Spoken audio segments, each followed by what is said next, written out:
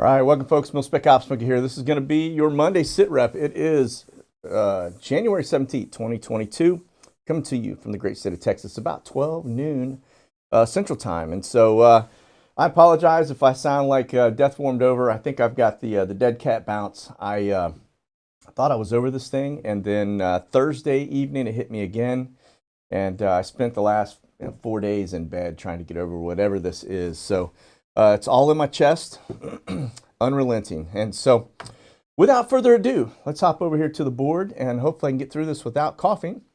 And we're going to kick off. Actually, let me jump over here into Sky Glass, just take a look at what we've got up. This includes the NAs, showing about 98 aircraft total, including the NAs. If we get into what the specifics are, it's a pretty light day. I mean, not pretty light, it's very light. But of course, it's a federal holiday, so kind of expecting that today. Just a handful of air refuelers up, as you can see. We got the usuals up here off the East Coast, a couple over California. But now, the one thing I did want to point out, I had somebody talk to me the other day about the KC-135.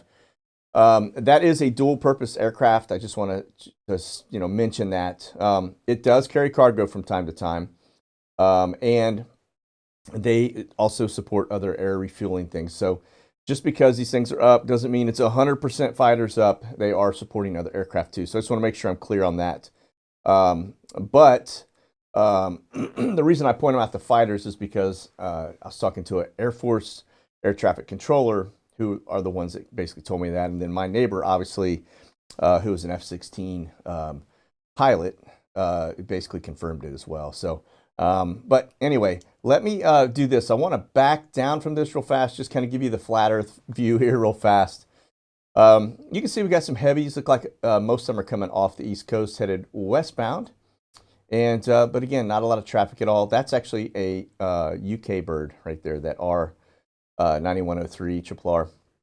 So let's break on over real fast. Let's do this. Let's get to the calendar on the volcanic activity. Then we'll look at flashbang, and then we'll get into one of the interesting things back on Sky Glass that we found a couple of days ago. I thought was just a really interesting data point in terms of being watched. So currently got about 8 volcanoes spewing. This one right here has got the attention of the whole world right now.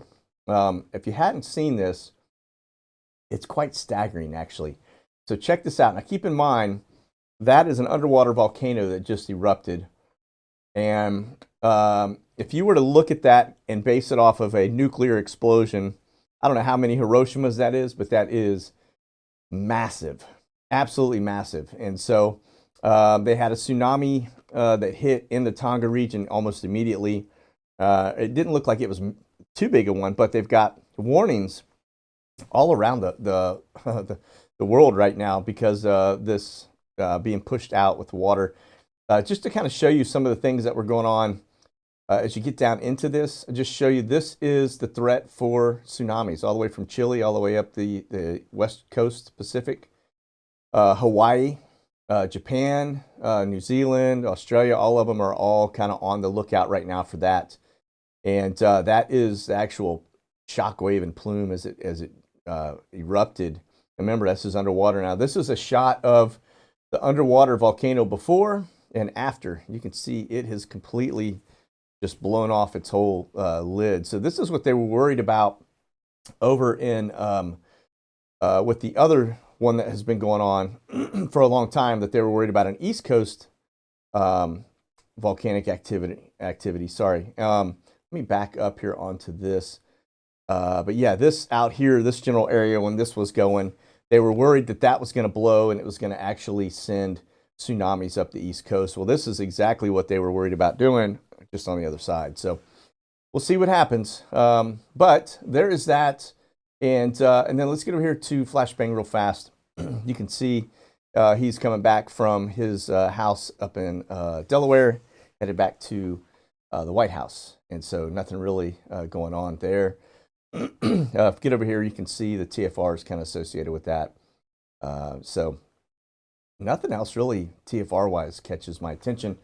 Now, these are all power outages. You can see as this storm rolls through, people losing a lot of power. All right. Let me back out of this and get over here to aircraft of interest. Now, this is Brio 68. We've been watching this one for about a week or so now. This is that really cool looking Spybird, kind of a new one for us. This is out over the Black Sea, so you can see they're still running routes. This is the Ukraine, where they're expecting some activity to happen, and but they're just running it across the water here, probably looking at all the coastal regions as well. But that continues to be an area of concern. I think that's probably going to pop off here pretty soon. I don't see them standing down. And then, of course, this is a NATO flight that we always have eyes on. He's coming back, landing now. Took off out of Germany, and that right there is your data grab. Okay, when you see him do that tight, perfect circle, he was up for quite some time doing that.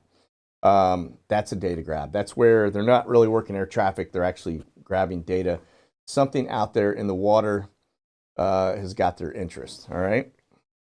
All right. Speaking of water, let's go over here to Long Beach, and let's see how Brokeback Brandon is treating us today. Looks like that is still quite the cluster. You can see quite a few in here being unloaded right now. Looks like it's dropped down a little bit, but that's seasonal, I would imagine, after Christmas. So that's what we would expect to see. But it doesn't look like it's getting much better, to be honest with you. Okay. Now let's get over here to Biggs. This is one I just want to point out. You know, we were looking at the National Guard activations. This one is an interesting thing now because last time we met was on Wednesday. So since then, we've had quite a few flights departing. That's a lot of commercial flight activity for military installation.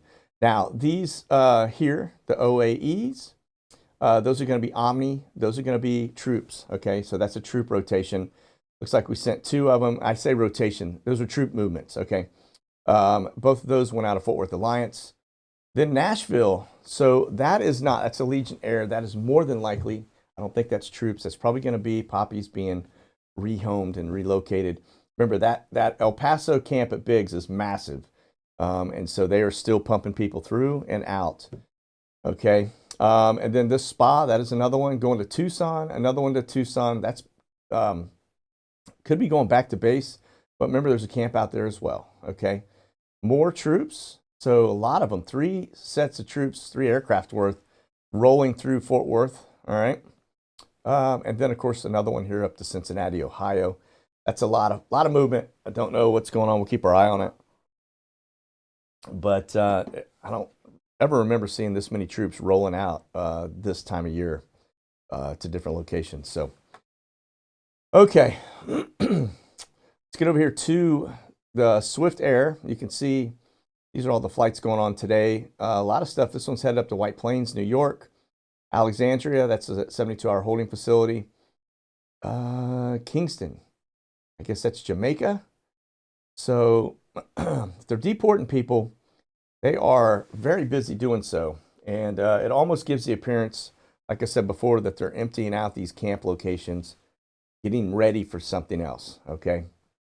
So we need to continue to pay attention to this and just see if that's what pans out, because I don't see them closing any of the facilities. In fact, I did have somebody do a drive-by at the Tucson immigration camp there. That's at that little crossroad we looked at before, and they said it is very active and still. They said there was about 50 cars there in the parking lot, so very busy, very busy. Okay. Now we get over here to World Airways. This is actually a second flight today. MD-80 headed from Miami over to Dominican Republic. So I don't know what's going on this side of the island, but I want to point that out. This is Haiti and Port-au-Prince and everything over on this side. This is Dominican Republic here. So, okay. Now let's look at the NASA stuff. We've actually had a couple aircraft flying this morning. This one is a little twin otter. It's a Dash 6 300. And you can see, if we close that out, you can still see the little routes up here. Don't know what it's doing up here in Minnesota. But we look at the aircraft. This is what it looks like. But just a little intel on it is basically set up for, notice this. This is doing airborne marine mammal sampling. I guess it flies over to look at, the polar bears or something, right? But they also have a lot of this other stuff, remote sensing, air chemistry, emergency response programs. Sounds very similar to what our sniffer does. Okay, so don't know if that's what they're doing. I just find that interesting.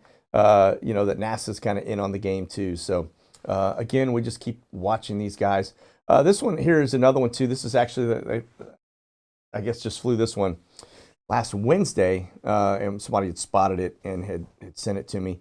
Now, I will point out, this is just a cargo bird. It's all it is. It looks like, I think they call it the flying guppy or something along those lines, but it is kind of funky looking. But you can see it's got the ability to load a couple T-38s in it, so that's a pretty good size. But that's all it is. Just it's a mover. Okay, so all right, over to Guantanamo Bay. I'm gonna point out real fast, nothing really on the board, nothing going on right now, at least for today. But you can see Friday was the last flight in. Last week was a very busy week. Actually, the last 2 weeks have been pretty active. Right now, it's kind of tapered off. So continue to watch it and see if anything else pops in out of sequence, all right? Okay, now let me jump over here. I want to show you guys something. This caught my attention. I actually got this from Skyglass. He sent this to me, and I thought it was interesting. These are like Guardian, it's like a Guardian network. And when I show you this, it's there's 10 of these that are across the US, and they're sitting up around 80,000 feet. And so this is a network of surveillance is what that is. This is a military industrial complex, and it is it's staggering when you look at that. To think that, coast to coast, that's just what we're seeing. We got lucky and caught them. But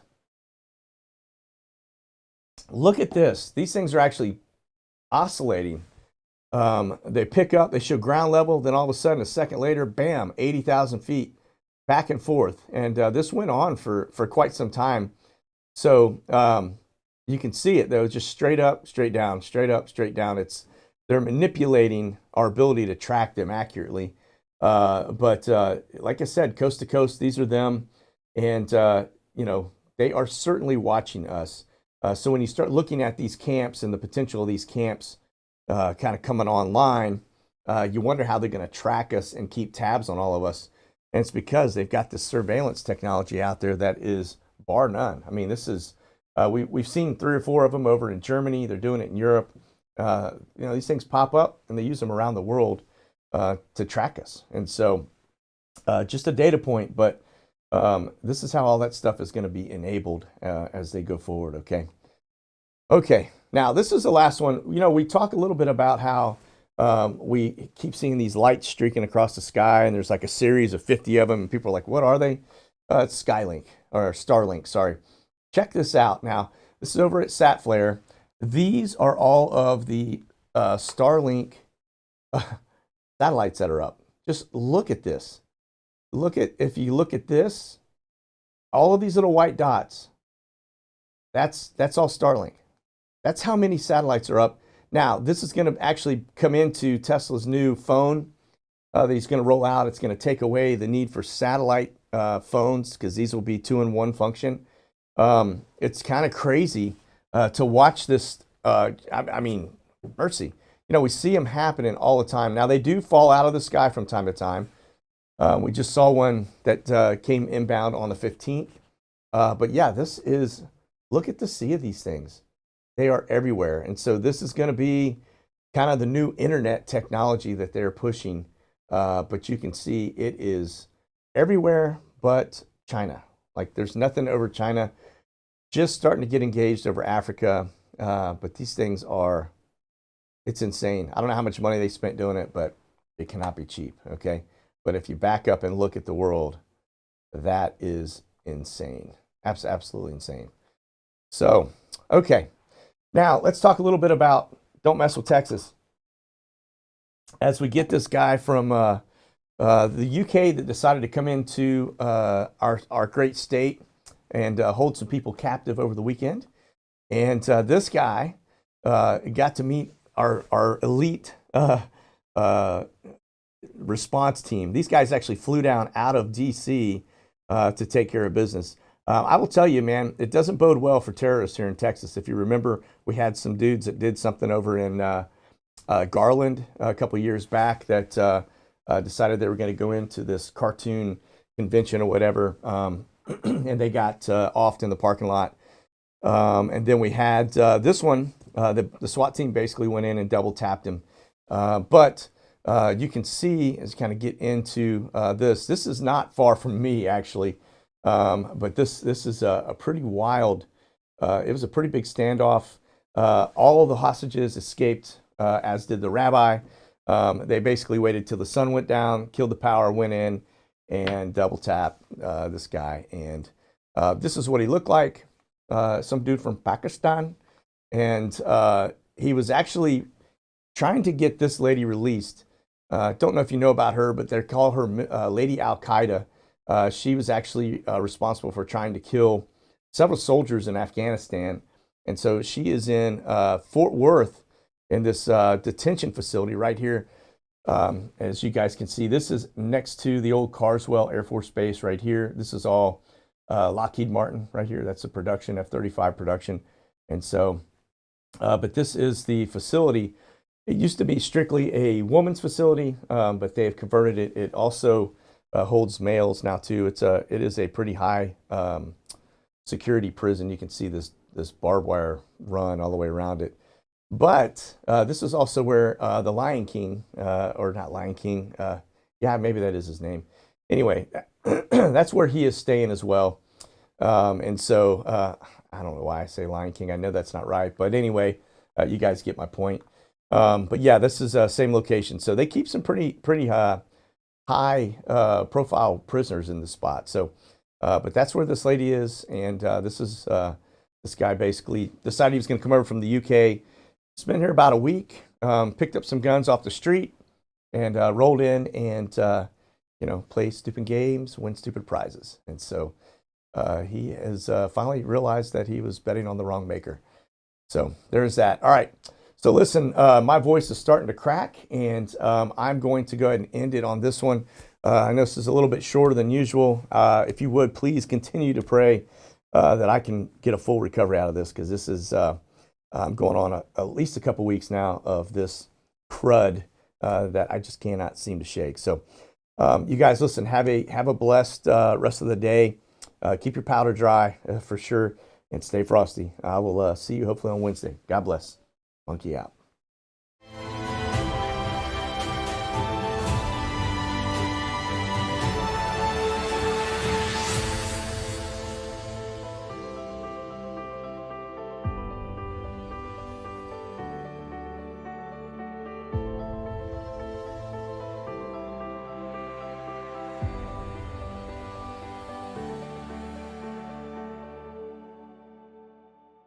Check out the latest gear and products at monkeyworxus.com.